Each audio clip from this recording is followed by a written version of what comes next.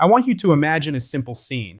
You are well, but you feel that something is not quite right in your body. Blood pressure rises, fatigue comes earlier, that weight in your chest that you pretend not to notice. Today I will get straight to the point. There is a practical way to help your arteries work better, starting by understanding the cause of the problem and ending with a simple preparation that I personally use in my daily life. First of all, my content is educational. It does not replace medical consultation. If you use blood thinners, have arrhythmias, very low blood pressure, or any clinical condition, talk to your doctor before making any changes. When we talk about artery blockages, the conversation usually stops at cholesterol and blood pressure. But that's the end of the chain, not the beginning. The root lies in a very thin layer that lines the inside of each blood vessel, the endothelium. It is a row of cells that controls dilation, flow, inflammation, and clotting. When this tissue suffers repeated microlesions, a domino effect begins. First, it inflames. Then, the body rushes to patch it with plaques made of calcium, cholesterol, and proteins. It is not the villain creating chaos out of nowhere. It is your body trying to repair damage that shouldn't be happening. At this same point, the production of nitric oxide drops. This name may sound technical, but think of it as the master key that opens the artery, relaxes the vessel wall, and allows blood to flow. When nitric oxide plummets, blood pressure tends to rise, the risk of clots increases, and the vessel wall becomes rigid. 9 out of 10 heart attacks involve thrombi. Without enough nitric oxide, this risk ceases to be just a theory. The good news is that there are simple ways to support this system. Responsible sun exposure helps in 2 ways simultaneously: vitamin D and infrared light, which promote the production of nitric oxide. Breathing through the nose, not the mouth, also stimulates this axis. Magnesium is another important ally because arteries contract with calcium and relax with magnesium. If the balance tips only towards calcium, blood pressure thanks upward. Now, let's talk about what everyone asks. Is it possible to unclog an artery? Our body has a mechanism called reverse cholesterol transport. In plain Portuguese, there is a flow that removes cholesterol from the vessel wall and takes it back to the liver, where it is reused and eliminated via bile. To strengthen this pathway, 3 pillars help a lot: regular physical activity, well-done intermittent fasting, with guidance if you use medications, and a low sugar and low refined starch diet. HDL, the so-called good cholesterol, actively participates in this rescue. Niacin, vitamin B3, present in foods and supplements, also supports this process, but professional guidance is recommended here. Let me open the sugar's black box because it connects with the endothelium. A healthy body needs to keep about a teaspoon of glucose circulating in the blood. However, most people unknowingly consume dozens of teaspoons a day through bread, pasta, cookies, juices, and sodas. The body manages for a while thanks to insulin, which rushes to remove the excess from the blood. Years later, the pancreas begins to fail. Insulin levels drop, glucose rises, inflammation spikes, and the endothelium suffers. Hence the importance of reducing ultra-refined carbohydrates. In just a few weeks, a well-executed low-carb strategy already reduces liver fat, decreases systemic inflammation, and removes fuel for plaque formation. Another point that few people mention: bile. Those who have had their gallbladder removed may have more difficulty managing cholesterol. It is the bile that helps eliminate excess. If this is your case, coordinate with your doctor dietary adjustments and, if necessary, the use of bile salts. Returning to minerals, magnesium not only manages blood pressure, it helps to unlock misplaced calcium. And vitamin K2 is like a GPS for calcium. It takes it from where it shouldn't be, arteries, kidneys, joints, and directs it to bones and teeth. Now yes, let's get to the preparation I promised. Think of it as a beverage exercise for your endothelium. I'm talking about cocoa powder rich in flavonoids.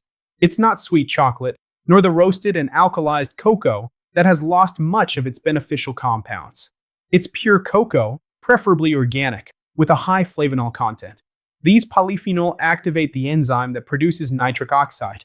In studies, daily consumption of flavonoid-rich cocoa improved vessel dilation comparable to moderate exercise, reduced arterial stiffness, and with continuous use, the effects accumulated over the days. In practice, more elastic arteries, better flow, less effort for the heart. Want a boost? Powdered beetroot is rich in nitrates that turn into nitric oxide in the body. I like the combination. Cacao to stimulate your own nitric oxide machinery and beetroot to provide raw material. I also like to warm the water slightly, without boiling, because excessive heat can degrade some of the cacao compounds. And I leave an important detail. Caffeine is a vasoconstrictor. If the idea is to maximize vascular benefits, I take cacao away from coffee about 2 hours before or after. If your goal is mental focus and you tolerate caffeine well, you can even mix them, but know that for the heart, it's better to keep them separate. How do I prepare it in my daily routine? In a mug, I put warm water, add a heaping tablespoon of pure cocoa, stir until dissolved, add a teaspoon of beetroot powder, and sometimes a pinch of sea salt. Some days I take magnesium glycinate at night, which helps to relax and does not interfere with the next day's workout. And I emphasize caution. If you have very low blood pressure, take blood pressure medication or anticoagulants. Adjust this with your doctor. The goal is to improve flow and endothelial function, not to disrupt what is already controlled. Maybe you're wondering, does just drinking solve it? No, it is part of the process, and I am being transparent because I want you to understand the complete logic by the end of this video. What truly works is the whole package. Less sugar and white flour. More strength training and outdoor walks to gain vitamin D and infrared light. Narrower eating windows that give the pancreas a rest. Quality proteins, good fats, vegetables rich in polyphenol. Consistent sleep, breathing through the nose. And medical supervision to safely adjust medications if your body starts to respond better. I know that talking about rigid arteries and plaque is scary, and it should be. The stiffness that reaches 40, 50, 60 is not a sentence. It's a sign. You can slow down, you can back off. I've seen this happen many times. Blood pressure that drops, tests that improve, breath that returns. And often, it all starts with a small decision that seems silly. Reducing bread at dinner, walking in the sun, replacing chocolate milk with pure cacao, prioritizing an anti-inflammatory plate instead of one that only provides comfort for a few minutes. If this content makes sense to you, leave a like now because it pushes the video to more people who need it. This is the EDU Health Tips channel, and I'm Edu Rodriguez. I create this content to give you practical tools, no fuss. Tell me in the comments which city you're watching from and what your biggest challenge has been. Is it sugar, blood pressure, or nighttime anxiety that makes you snack? I want to close with a simple proposal for the next 7 days. First, cut in half all liquid sugars, soda, juice, chocolate milk. Replace them with water and unsweetened tea. Second, every day, spend 10 to 15 minutes in the sun in the early morning, exposing your arms and legs.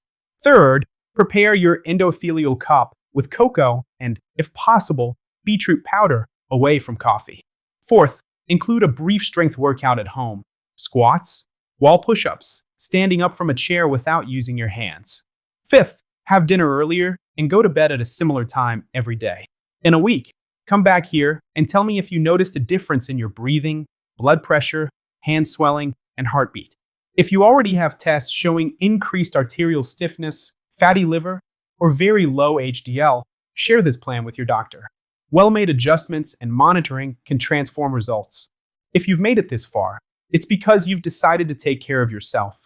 Share this video with a family member who often says it's age when experiencing chest tightness or fatigue on a slight incline. Age weighs more when we ignore the signs. When we take care, it turns into an experience in our favor. I'm Edu Rodriguez, and this is EDU Health Tips. Subscribe so you don't miss upcoming content and activate the notification bell. In the video appearing here on the side, I show the complete meal that best helps your endothelium recover. Go now, because combining what you drink with what you put on your plate is the step that completes this cycle. See you there.